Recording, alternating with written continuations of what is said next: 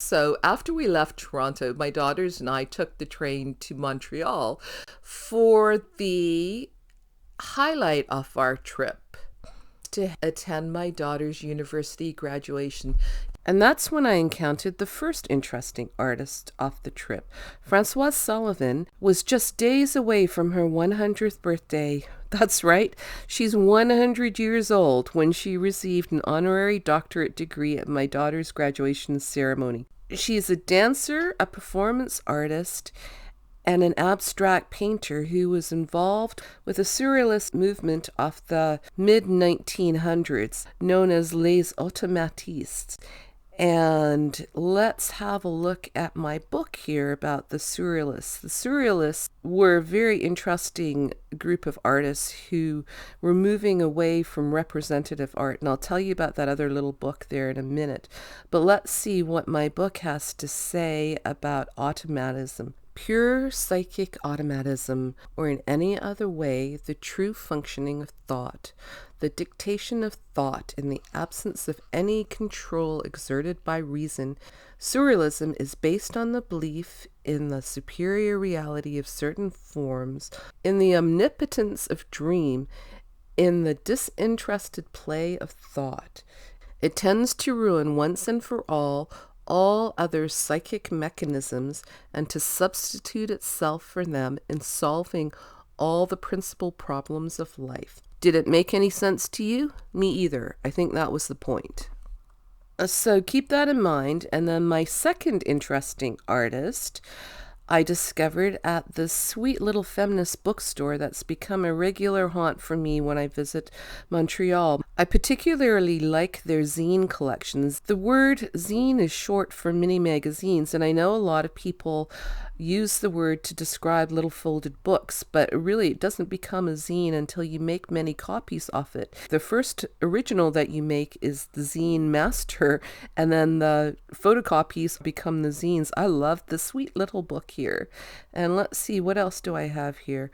I have this fun flip book with an interesting binding style, and it's about a pig's face. La tête de cochon. And last year I bought this sweet little thing, and really these seem like little gems or little presents to me. You open this box and inside there is this little book that's also got a little closure on it, and you open it up and that's actually the back of it. Let's take a look at the front, shall we? Flip it over and take a look at the front. Aren't these just delightful?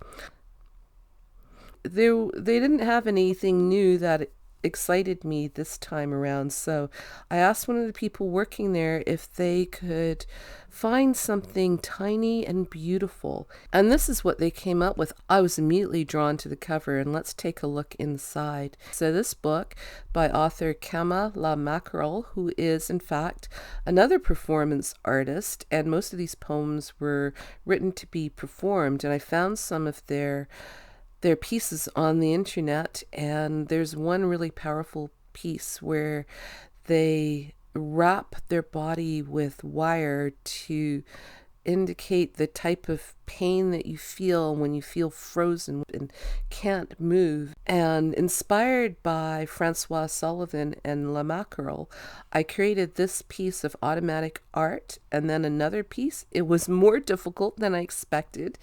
And then this piece ended up in my 52 Things journal, where I'm creating one piece of art each week this year.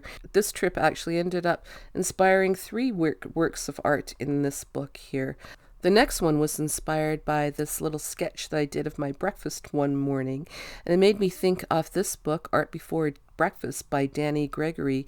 And this is a great book about how to find time in your busy day, just a few minutes a day, to do something artistic. His sort of messy, kind of flawed, imperfect style, it really suits my way of working.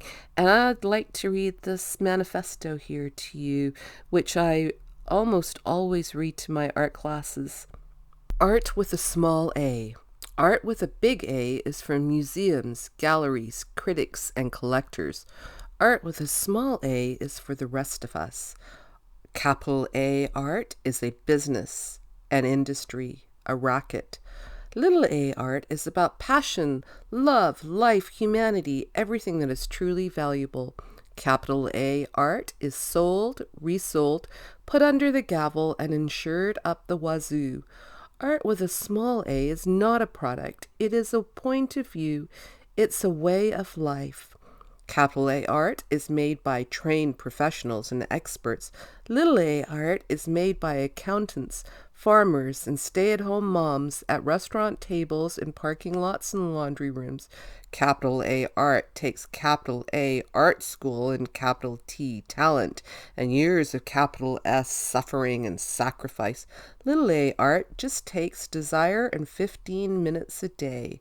You may not be a capital A art, big whoop, but I know that you can make little a art with a wonderful, expressive, teeny tiny a.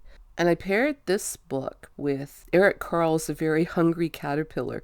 I absolutely adore his art style. He creates painted papers and he cuts them out to make the images in his books. So those two were the inspiration for the piece that you saw on the other page in my journal there, this one. And this third page here was inspired by those little zines at the feminist bookstore.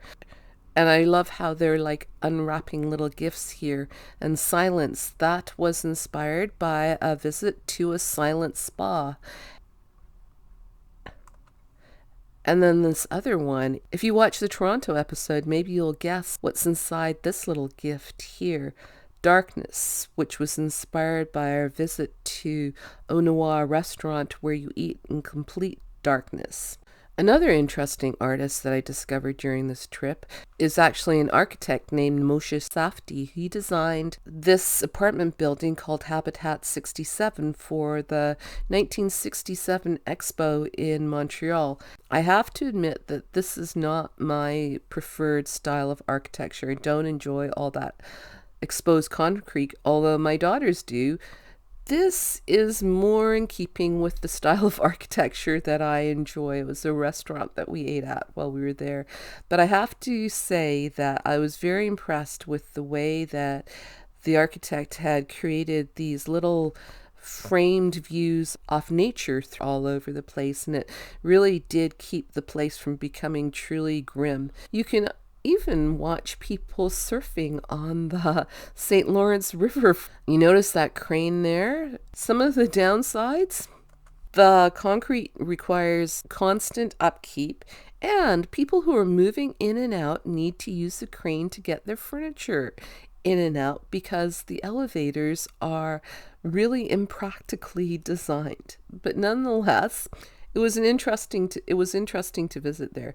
Now, this space here is way more typical of Montreal architecture and design, and I spent a really lovely afternoon in the square here with this little object that I had picked up in Toronto, and you'll know all about that if you watch the episode where I talked about the Toronto part of this trip, the random act of kindness that somebody had left for someone to find. I found it. I took it to Montreal with me, and with my meager art supplies, I decided to embellish this little piece of wood. And then I left it on the McGill University campus for someone else to find. And here's my travel journal that I took with me. I've been working on finishing it, and I've added a few little bits and bobs that I found on the street, and I've sewn on a few more off the cat themed pieces of cloth that I got. And this little pocket here is a perfect place to save the transit cards and the free postcards that I picked up during the trip. I've got quite a collection there. And let me give you a flip through of my finished journal. Now, some of these earlier pages haven't really changed much. This is a view from the hotel in Toronto, and I've started adding in some bits of cut up papers that were left over from my experimental collage pieces that I did before, and you'll see them popping up. As a maximalist, I felt like there was too much blank space on the pages and I was just itching to fill those in. And I much like the new and busier pages in my journal, and I like how sometimes those little bits, those little fun little shapes kind of tuck in so nicely with things that were already on the page. And I think this is where we got up to, where I left off in the last video, and now this is the part where we were making our way on to Montreal. Oh, and that book that I took along, curious coincidence, about a family of performance artists. And some of the places and things that we did. My sketchbooks really are the best souvenir when I travel. I just love having them and being able to remember my trip by looking through the pages.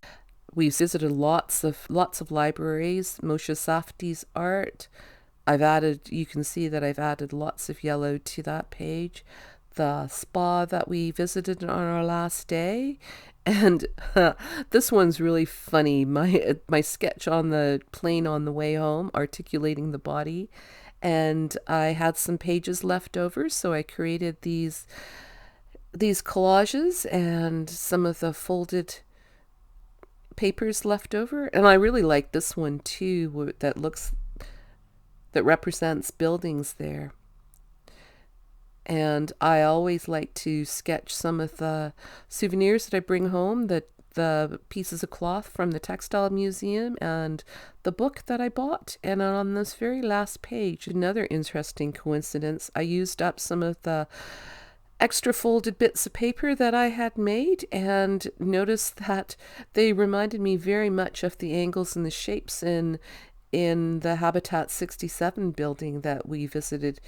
And if you're ever in Montreal, I would recommend, if they're giving tours while you're there, I would recommend booking one of those tours. I'm not much of a tour person, but this one was really very informative, and I'm really glad that we did it.